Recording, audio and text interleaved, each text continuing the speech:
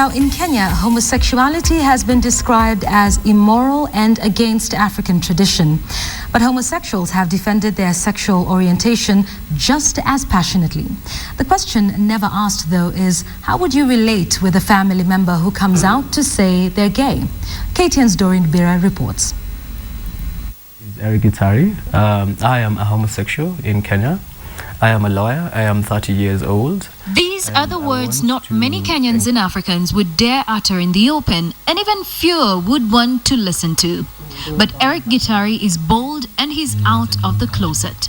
By the time I was completing primary school and ready for high school, I knew, because I was at the ripe of my teen years, I knew that I wasn't straight. High school is always challenging, but when you add to that challenges faced by a teenager with a sexual orientation society would rather not talk about, it is a nightmare. I went to a boys' boarding school, and well, of course I had the peer, because of peer pressure, I had my girlfriend, and sometimes you would write love letters to girls, but at the same time you have boyfriends, not just in your school but in other schools. It was difficult. People would taunt you because you thought there was something curiously suspicious about you. I had nicknames in high school such as Tausi. A lot has been said about gay people, but very little attention has been paid to what happens to a person's friends, parents and siblings when it is known that that person is gay. When Eric joined law school to pursue his degree, he had to deal with peers questioning his personality, his friends and family pointing fingers at his body language. Oh, there was always suspicion, you know. Yeah, I mean, you could. Okay, people used to say you could tell. I mean, it's obvious. The way he talks, and you guys are like, hey, I think he's a bit gully.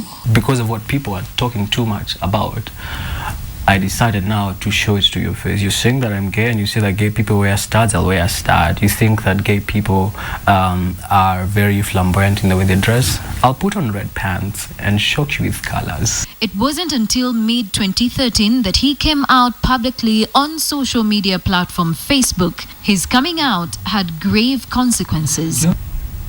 There's that nasty example where we wanted to go and get a haircut at this barber shop in 20th Century, 4th floor, and they told us they will not give us a haircut. There are friends who have blocked me and rejected me on Facebook, people I went to law school with. I've had cousins who have told me that I'm shaming the Tharaka County.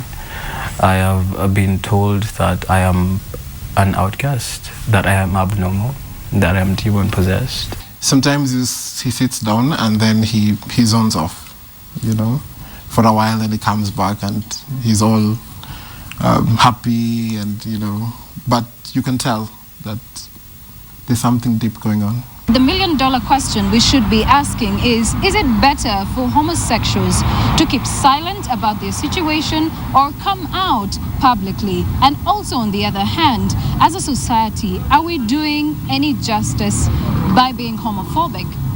23-year-old Dennis Gitari, Eric's younger brother, has had to deal with the vulnerability of his brother's sexual orientation.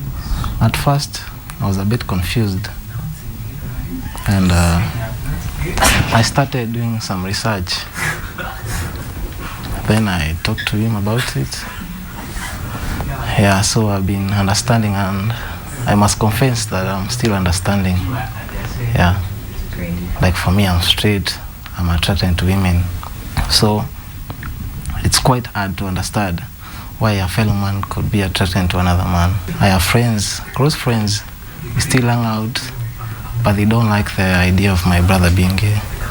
Dennis also questions why, besides carrying the same DNA, his brother's orientation varies from his own. But Dennis maintains blood is thicker than homophobia. Eric has been a big brother to me. He has always been there for me. And we have come from a very challenging environment as young children up until now. and we have been encouraging one another to move forward, and our relationship has just grown stronger. His friends too. I felt the urge to be closer to him more because I knew probably he'd be, having challenges, and probably a few friends would walk away. So I had the urge to be closer to him more. We randomly sampled views of the Kenyan public on this question of accepting gays among us. We'll hit him with a stone until death.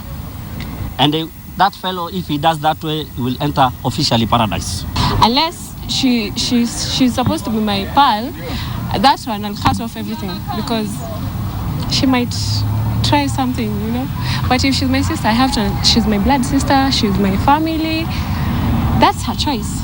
I have nothing to do about it. Ndugu yangu kama angekuwa na tabia kama hizo, okay, ningemchukulia uamuzi wa kumshauri ili achane na kitendo na tabia kama hizo, na kama basi atakuwa amekataa hata nielewa, basi huyo mimi nitamtenga kuwa asiwe ndugu yangu. I am a child of God. That's Kiama Mugambi has preached about sexual orientation at Mavuno Church and maintains that while it is against Christian values, the homophobic attitude towards the LGBT community does not represent the faith of a Christian life either. They have questions about what God says about this. They have a deep longing to want to love that person but not know how to do it. The bigger question is, what is God's is God relating with his people, and how has he set out how that relationship is to be worked out and to be lived out?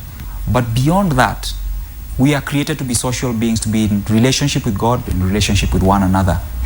It is unfortunate when people are taken out. That every human has a right to life is every bit as constitutional as it is biblical. However, the African continent is struggling with the pressure to balance this phenomenon with strict African traditions.